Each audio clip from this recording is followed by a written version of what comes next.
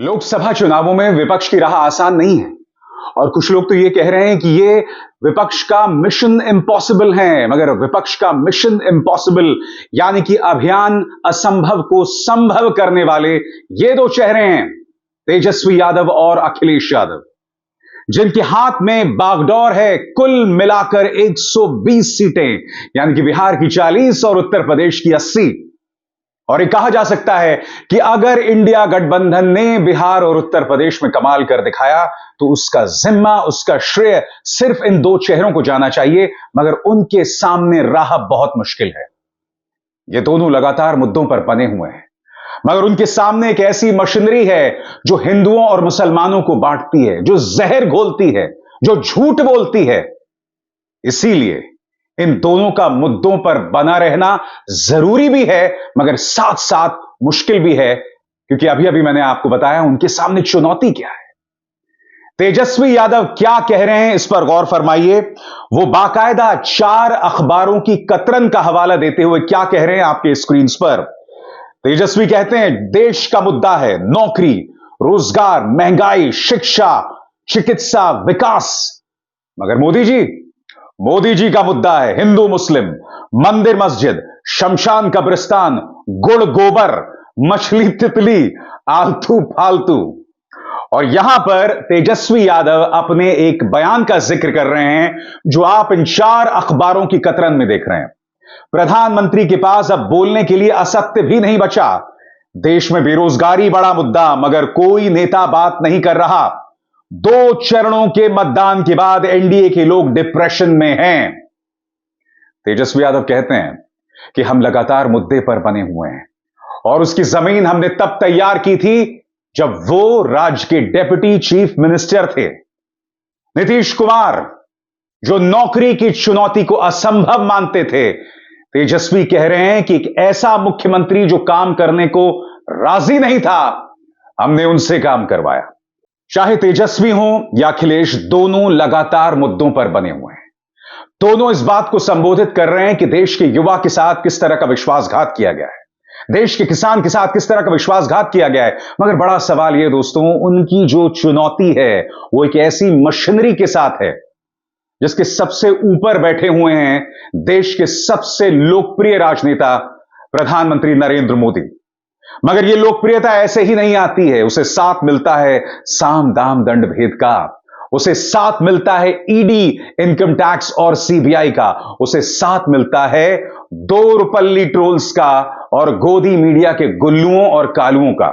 और हां, कौन भूल सकता है पापा की परियों को। तेजस्वी जानते हैं कि उनके सामने एक ऐसा व्यक्ति है, एक ऐसा शख्स है जो हिंदुओं और मुसलमानों को बांटने में लगा हुआ है, जो खुलेआम मंच पर खड़े होकर मुसलमानों को गालियां देता है। मगर यह उनकी चुनौती है और वो इस चुनौती को बहुत समझदारी से संबोधित करते हैं। गौर फरमाइए इस मुद्दे पर तेजस्वी क्या कहते हैं। बेरोजगारी, गरीबी और महंगाई के कारण सबसे ज्यादा हिंदू ही प्रभावित हैं। अगर हम सत्ता में आए तो अग्निवीर योजना को खत्म कर देंगे।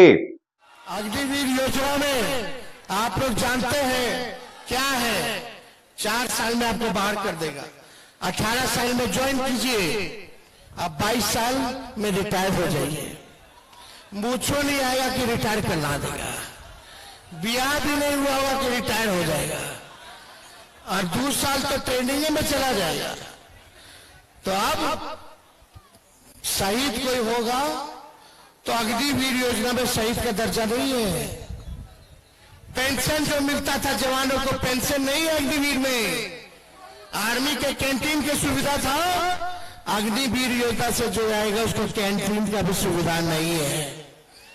इसलिए इसको अग्निवीर योजना को हम लोग समाप्त करेंगे। पहले जैसे बहाली होती थी वैसे ही बहाली होगी। यही बात अखिलेश यादव भी कहते हैं। बकौल अखिलेश यादव, इन लोगों ने न सिर्फ पिछड़ों, दलितों और अल्पसंख्यक के परिवार को धोखा दिया है, बल्कि हमारे नौजवान जो पढ़ लिख कर नौकरी पाना चाहते हैं उनके भविष्य को भी अंधकार में ढकेल दिया है। सुनिए कल ही अपनी एक सभा में क्या कहा अखिलेश ने। जिस दिन हमारा किसान और गरीब खुशहाल हो जाएगा, जिस दिन हमारा किसान संपन्न हो जाएगा उसी दिन हमारा भारत भी विकसित हो जाएगा। बिना किसानों के, गरीबों के विकसित किए हुए हमारा देश कहीं विकसित नहीं हो पाएगा। जहां किसान दुखी, वहीं नौजवानों के सामने सरकार ने अंधकार और संकट पैदा कर दिया। ये नौजवान जानते होंगे, ये सरकार में जितनी परीक्षाएं हुई सब परीक्षा कैंसिल हो गई। कोई परीक्षा ये नहीं करा पाए।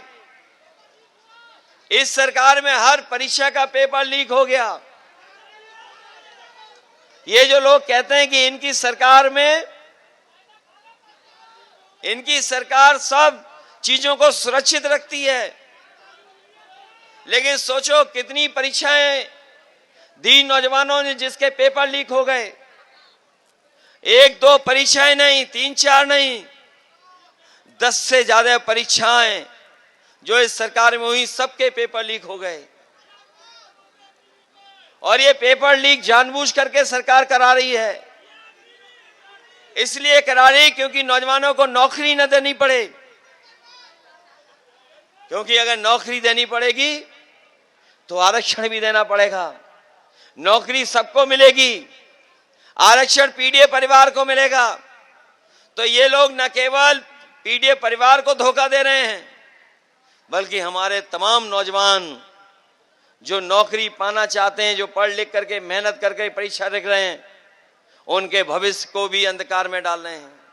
बड़ा सवाल ये कि जिस तरह से अखिलेश या तेजस्वी ये मुद्दे उठा रहे हैं, क्या इसका असर जनता पर पड़ेगा?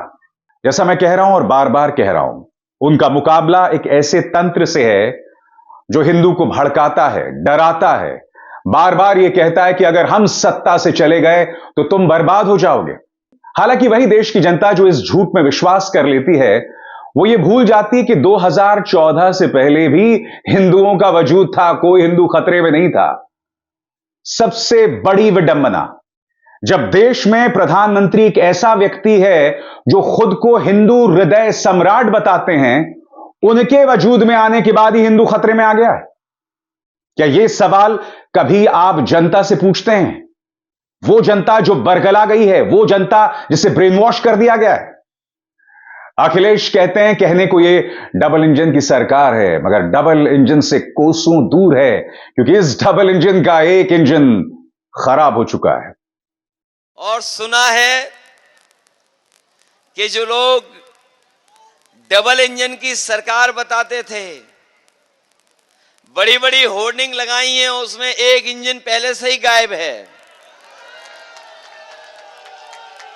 ये जो बड़ी बड़ी होर्डिंग लगी होंगी, ये कैसी डबल इंजन की सरकार है जिसका एक इंजन पहले से ही गायब है,